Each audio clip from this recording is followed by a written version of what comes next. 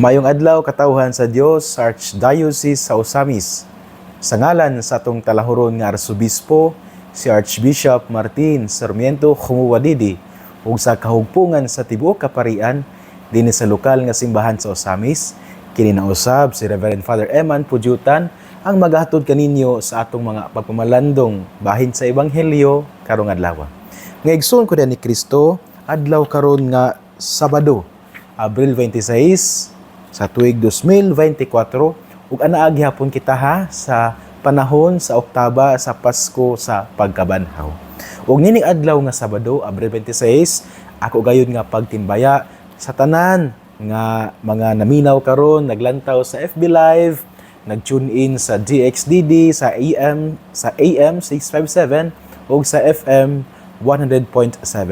Ako usab nga pagtimbaya sa tanan karon nga mga motor cab drivers, sa tanan nga mga sikad-sikad drivers o sila nga apil na usab ang mga rural drivers, sa tanan nga mga drivers nga naningkamot manarabaho aron nga naay madawat nga sweldo, aron nga ana pinaagi nining sweldo ma-provide ang mga panginhanglan sa ilaang pamilya.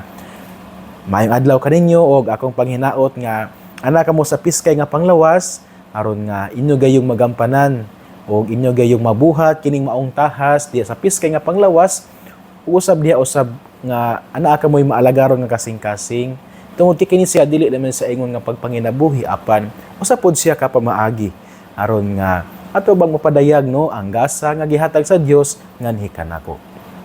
Ako di usab nga pagtimbaya og kanang greetings no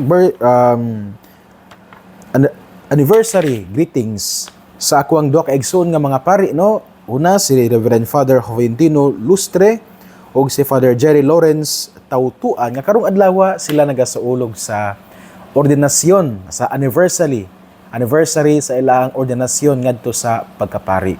Si Father Joven naordinahan siya niadtong April 26, 1984. Unya si Father Jerry Lawrence Tautuan na-ordain siya April 26, 2022. Kani si Father Jerry Lawrence Tautuan, batch mi og tuig sa ordinasyon sa pagkapari niini. O sa batch po mig tuig sa ordinasyon sa pagkadiakono. Doon ko'y na-ordain mi sa pagkadiakono. Ako, si Father Sermi, si Father Andeljan, ug si Father Jerry Lawrence, 2021 man. Nya, the following year, 2022, na-ordain po mi sa ngadto sa pagkapari. Busa ang Father Jerry Lawrence Tautuan o kang Father Joven, happy priestly ordination anniversary kaninyong duha. Si Father Joven na sanglit na sayod man ta nga ana kami mga bag-ong mga assignment no. Busa si Father Joven na-assign siya sa parokya ni San Lorenzo Ruiz diha sa Bernard Lora Avenue. Diha gyapon sa Dakbayan sa Osamis. Nya si Father Jerry Lawrence Tautuan na-assign siya isip usa ka parochial vicar sa parokya ni Señor San Miguel diha sa Dakbayan sa Tangub. Unya ang kora-paroko mao si Father Darrell Rosales. Busa again kang Father Jerry Lawrence Tautuan ug kang Father Joven Lustre, happy presbyteral ordination anniversary kaninyong duha. Ug nining adlaw usab nga Sabado, ako pud i-greet og happy birthday ang ako ang classmate sa high school nga si Karel Jean Donke. Donke ni siya sa dalaga karon naminyo naman siya. So ang yang ngalan ang ang apelyido sa yang bana kay Rapirap man. So busa kang Mrs. Karel Jean Donke Rapirap, happy birthday kanimo karong adlaw. Maigsoon ko ni Kristo ning adlaw nga Sabado. Ay, sa dili pa ko malimot day no.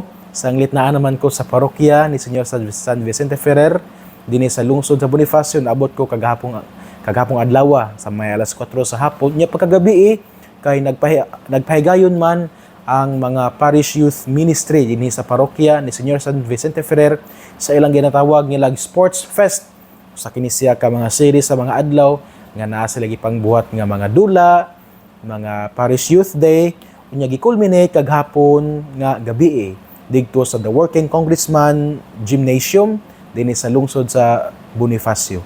Unya daghan kayong mga tawo, bibo kayo, daghan gyud kayong mga tawo. Unya daghan po kayong mga batan-on. Unya anak anindot pod kay ang mga batan-on ana po yung mga pipila ka mga ginikanan nganing uban sa mga batan-on. Nya didto pod ang PPC collaborator nga mao si Nanay Bibita Bertulfo. Didto usab ang usa sa mga miyembro sa finance nga si Nanay Rose, ug nausab didto ang mga kanhing mga youth leaders. So kini nindot kayo siya nga panagtapok lantawon sa nga nagkahiusa ang mga batan-on sa pagpadayag sa mga talento. Kay kana siya sports fest nya apoy kinang contest kinsa ang mahimong Mr. and Miss no sa mga batan-on nining tuiga sa ilang sports fest. Kana pagpadayag maning nga importante gayud na bang ma-enhance nato ang ato ang mga talento. Kay matud pa, when you will not use it, then ang consequence is that you will lose it. So kani enhancements ilang mga talents, nya maka-develop po ni sila kani silang pag-enhance og mga talents, maka-develop po ni siya og friendship, camaraderie, onya physical exercise man po ni siya. So again, sa mga batan-on sa dinhi sa parokya ni Señora San Vicente Ferrer, congratulations ninyo no. Wala po ko kabalo kinsa pa ang ilang leader, ang kani youth leader nila. Well, ako pa ni sila imiwit sa mga adlaw nga mulabay.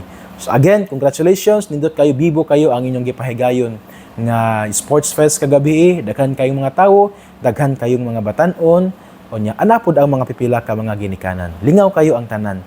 Onya usa po to siya ka avenue aron pod nga ato ang ma-encounter ang Ginoo nga naghatag kanato niining maong mga talento. Busa, kudos sa mga batan-on dinhi sa parokya ni Señora San Vicente Ferrer dinhi sa lungsod sa Bonifacio. Ug ako day usab nga pagpasalamat sa tanang mga tawo kay sanglit naabot man ko kagahapong adlaw dinhi sa parokya. Unya anhay mga pipila ka mga parokyano nga ning tagbo kanako nga na-surprise ko. Kay wala man ko nag-expect nga naa di mo tagbo nako no. Nang na-surprise ko na dako kanong kalipay niya na documented pud siya sa DXDD kay di mapud ang ato ang production head si Sir Manny Ronquillo. Nya kung inyo makita siguro sa FB page sa DXDD kagahapon nga nagpost og pictures, lipay kayo ang mga namong namo. Unya daghan kayo ang pud ang ning tagbo nako. Unya anang paghuman og tagbo ning sa kami diri sa parish rectory, unya nag-andap po sila og mga lamian kayo nga mga pagkaon. Busa sa mga parokyano ni Señor San Vicente Ferrer, salamat kayo sa inyong pagdawat kagahapon. Unya nang hinaot ko nga naa kitay prayerful collaboration, especially sa tuang makanunayon nga paglakaw sa dalan nga puno sa paglaom. Kita mga magpapanaw man ta sa paglaom. So mga igsoon ko na ni Kristo dinhi sa atong ebanghelyo karong adlaw. Nga atong pagakutloon sumala sa ebanghelyo ni San Marcos. Himayaon ikaw o Ginoo. Human mabanhaw sa Jesus tayo sa unang adlaw sa semana, mipakita siya pag-una kang Maria Magdalena, ang babaye nga gihinluan niya og 7 ka yawa. Ug milakaw si Maria og gipahibalo niya ang iyang mga kauban nga nagsubo og naghilak. Sa pagkadungog nila nga sa Jesus nabuhi ug nga si Maria nakakita kaniya, wala sila mutuo. Human niini, mipakita sa Jesus sa laing paagi ngadto sa duha kanila samtang naglakaw sila padulong sa gawa sa syudad. Namalik sila og nanugilon sa uban, apan wala sila tuuhi. Sa katapusan, mipakita si Jesus sa napulog usa ka tinun-an samtang nangaon sila. Gisaway niya sila tungod silang pagkakulang sa pagtuo ug tungod sa pagkagahi sa ilang ulo. Kaya wala man sila mutuo ni adtong nakakita kaniya nga nabanhaw. Miingon siya kanila, panglakaw kamo sa tibuok kalibutan ug igsangyaw kining maayong balita ngadto sa tanang mga tawo. Ngigsuon ang ebanghelyo sa Ginoo. Taygon ikaw o Kristo. Ngigsuon ka ni Kristo nining adlaw nga Sabado, Abril 26, 2025.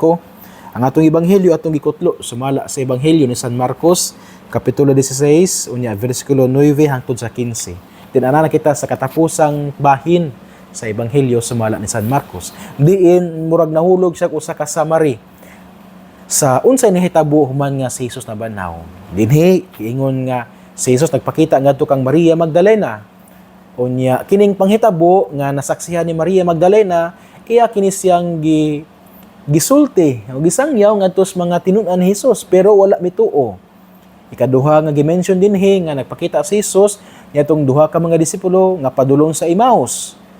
Unya sa dihang na-realize na sa mga disipulo nga kato si Jesus, well, ning balik sila sa Jerusalem ug ila ang gisulti kini nga panghitabo ngadto sa mga apostoles. Pero unsay giingon dinhi, wala gyapon sila mutuo. Hangtod nga si Jesus na ang nipakita gayod nila. Unya sa pagpakita ni Jesus, gisaway sila ni Jesus. Tungkol sila kulang sa pagtuo, sanglit sila, wala man sila mutuo sa gisulti sa mga tao nga nakakita kaniya. Kini nga panghitabo mga igsuon, nagpahinumdom ka nato bitaw, niini bitaw ang ginaingon karon sa kalibutan nga to see is to believe. Meaning to say nga kinahanglan una kung makakita, adi sir ko mutuo. Well, at some point makaingon man ta nga kani siya is kana bitawng beneficial. So, for example, kung ingnon ka nga, uy, naamay kanay bitawng manggas gawas. Muingon ta nga naay manggas gawas na kung makakita tas mangga nga ay kung mugawas gitaw nya makita ta nga naay manggas gawas so mutuog gyud ta. Pero at some point also kani siyang to see is to believe, dili siya applicable. Especially sa mga matters of faith diya sa atong pagtuo. Nganuman, ano ito sa Ebanghelyo? Nabanhaw si Jesus, di ba? Nya kinsa nakakita una si Maria Magdalena. O sa gibuhat ni Maria Magdalena, yang giingnan ang mga tinun-an. Pero sangit ang mga tinun-an wala man sila makakita. So sa ilang reaksyon, wala sila mituo.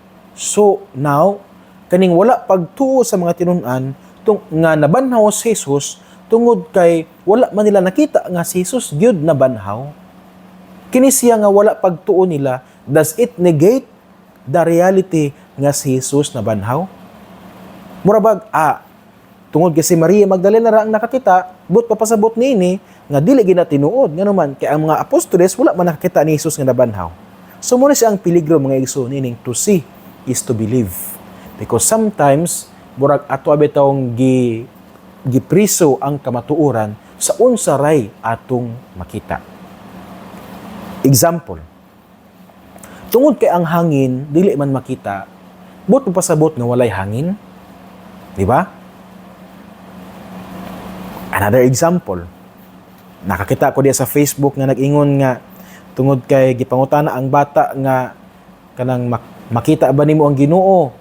Unya, dili man ako makita ang Ginoo sa sensible na sa sense of sight, dili man ako makita. Unya, ma-feel nimo dili pa ako ma-feel sa sense of touch. So sa five senses dili ma-proof nga naay Ginoo kay dili man siya ma-sense ang Ginoo sa sense of sight, sense of hearing. Yamiana ang katong nangutana sa bata nga, well, according to science, kung dili nimo makita, so dili gyud sa tinuod, no? Dili sa dili nimo ma-touch, dili sa tinuod. So ang bata gipangutana balik tong lalaki nga makita nimo imong utok. Karon ba ngita nimo imong utok? Naginan sa dili, imong mahikap nimo imong utok, dili.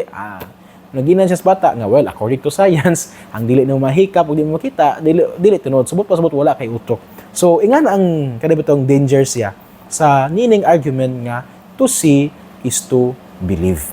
Tungod kay klaro kayo sa ebanghelyo nga bisan pa og wala nakakita ang mga tinun-an nga si Jesus na banhaw, pero kato tinuod nga naman kay naa may mga testimonies na sa mga tawo nga nakakita.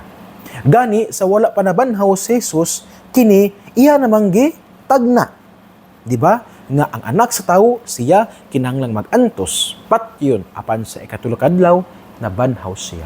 Ug sanglit kini gitagna naman ni Jesus, unya si Jesus matud sa ebanghelyo. Sumala ni San Juan Kapitulo 14, versikulo 6, nag-ingon man siya nga, ako ang dalan, ang kamatuoran o ang kinabuhi. Ug sanglit, giingon man ni Jesus, subot pasabot, tinuod gini siya. Sa wala pa siya nabanhaw, iya ang nagitagna. O kanang iyang gitagna, mahitabo gid na siya, kay kana man tinuod. So, mga igsuon hinaton ta nga ato ang ma-correct nato bitaw ang ato ang understanding regarding faith. Kay basin og naapata sa to see is to believe. Dili mga igsuon. Matod pa ni San Agustin og ni Saint Anselm, no? When you believe, then you will see. Kung mutuo kuno ta, makita nato ang sa kanindot sa kamatuoran nga atong gituuhan. Mabadang kumuadto ta Salmo 33 man or Salmo 38. Unsa gingon dito? Taste and see.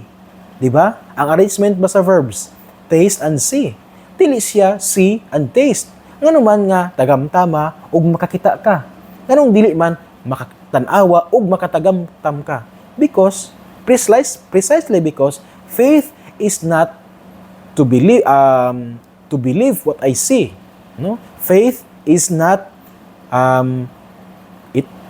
I need to see first in order for me to believe. Kaya dili man sa ingana ang dynamics sa pagtuo. So hinaut mga igsuon nga klaro ta ni ana.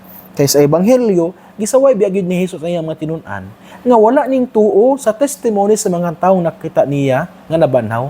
Ngano gani? Tungod kay wala man sila makakita ni Hesus. Pero sa katapusan gipakita gayud sila ni Hesus because the reward of faith is seeing what we believe. So kana mga igsuon ang unang punto nga gusto na kong ipaambit ninyo karon. Ikaduhang punto mga igsoon kani giingon dinhi ni Kristo sa katapusan nga panglakaw kamo sa tibuok kalibutan ug isang yaw kining maayong balita ngadto sa tanang mga tawo. Hindot kay ni siya nga pahinumdum alang kanato bitaw, especially nga nangalaga diya sa simbahan nga importante kayo nga kita gyud moadto gitas tanan, no? Tanang gani klaro kayo dinhi ang words nga gigamit, tanang tawo, tanang kalibutan. Subot pasabot nga apil na pod ang mga suok-suok. Apil na ang naas pinakangilit. Apil na ang naas pinakalayo. Apil na ang tanang mga tawo. Ngano man, kay muni ang giingon sa tuwang Santo Papa Francisco nga namatay na no, may soul rest in peace, nga the peripheries, the margins of the society. Tungod kay kinahanglan silang adtuon nga no, dili lang kay adtuon sila aron mabisitaan, no. This is to fulfill the commandment of Jesus stipulated in the Gospel according to Mark. Nga way ebanghelyo nato karon, panglako kamo sa tibuok kalibutan ug isang yaw ang maayong balita sa tanang mga tawo. So kini hagit kanato mga igsoon ko ni Kristo. Nga tanang nangalagad, mga pari, mga JSK leaders, mga chapel presidents, mga laiko ministro, nga hinaot nata niining maong kanabang kaikag nga mo adto gitas mga suok, muadto gitas mga ngilit, muadto gitas mga tumoy aron sa pagsangyaw sa maayong balita. Not just, usbon ako, muadto ta not just to visit them. Muadto ta aron pagsangyaw sa maayong balita. So, kini personal ako nga hagit usab sa tanan nga mga parokyano dinhi sa parokya ni Señor San Vicente Ferrer dinhi sa lungsod sa Bonifacio. Nga hinaut unta nga kanabtong magdilaab kining ato ang desire, no? Nga muadto ta uban ni ko ninyo nga mangadto tas mga peripheries, mangadto tas mga ngilit aron atong isangyaw ang maayong balita sa kaluwasan. O kining pagsangyaw sa maayong balita sa kaluwasan, kini siya usab tataw nato nga mabuhat kung kita magsaulog sa santos nga misa. Busa akong giawhag ang tanang mga parokyano ni Señor San Vicente Ferrer dinhi sa Bonifacio, uban ni ko ninyo nga muadto ta ron magsaulog ta santos nga misa aron atong dal-on ang lawas ug dugo ni Kristo. Ug kamo usab nga adtuan ayaw mo og balibad. Ayaw mo ingon nga okay ra mi nga mag JSK lang mi. Okay lang mi nga mag-sharing mi sa pulong sa Ginoo. Well, maayo man siya. Pero kinahanglan nga magsaulog tas sakramento tungod kay ang grasya ug panalangin sa Ginoo iya amang gipadagayday diya sa iyang mga sakramento. Kay diya usab sa sakramento ato mang masinati ang buhing presensya sa Dios. Ug kini ato ang pagkanibitang pagkumalandong sa pulong sa Ginoo, pagrosaryo, pag-sharing, pag-prayer meeting, kani unta magdala nato nga kanabitang maninguha ta, kanabitang mag-desire ta, murag kanabitang mingawon ta nga ituklod ta aron makasaulog sa santos nga misa. Busa challenge na ko ni sa mga parokyano ni Señor San Vicente Ferrer dinhi sa lungsod sa Bonifacio. Una, alang sa tanang nangalagad, ako usab mag-uban ta aron moadtos mga suok, mga tumoy, magsaulog sa santos nga misa. Ug kamo pud nga adtuan ayaw mo og balibad. Tungod kay kini importante man siya aron kita mas mutubo pa sa tuang pagka magpapanaw diha sa paglaom. So mag-igsoon ko ni Kristo duha ka punto akong gipambit. Una, atong usbo nato ang atong dynamics nga to see is to believe. Tungod kay dili man nimo ang pamaagi sa pagpadayag sa Ginoo. The price of believing is seeing. Kung mutuo ta, diya nato makita ang kamatuoran. Sa Salmo, taste and see, tagamtamon og makit-an, dili kay lantawon, unya tagamtamon. Kay mao man siya ang dynamic sa faith. Ikaduha mga igsuon, sa katapusang bahin sa Ebanghelyo, niingon si Kristo ngadto sa iyang mga tinun-an, panglakaw kamo sa tibuok kalibutan, isangyaw ang maayong balita ngadto sa tanang mga tawo. So, kini hagit kanato nga moadto gitas mga suok sa tanang mga apil lahat sa mga layo. So, naghatag usab ko og hagit alang sa mga parokyano ni Senyor San Vicente Ferrer dinhi sa lungsod sa Bonifacio. Nakinahanglan gayud nga sila muuban kanako aron magsaulog sa santos nga misa adto sa mga ngilit ug sila usab nga adtuan hinaot nga ila kining dawaton dili nila balaybaran. Kay kinsa man ang mobalibad sa Ginoo. Di ba? Kamo na kay balo kung kinsa ang mobalibad sa Ginoo, kinsa ang musupak sa Ginoo, kinsa ang dili mo dawat sa Ginoo. So ato gid siyang dawaton mga igsoon ko diyan ni Kristo. Igsoon ko diyan ni Kristo dinhi nakukutob sa akong pagmalandong.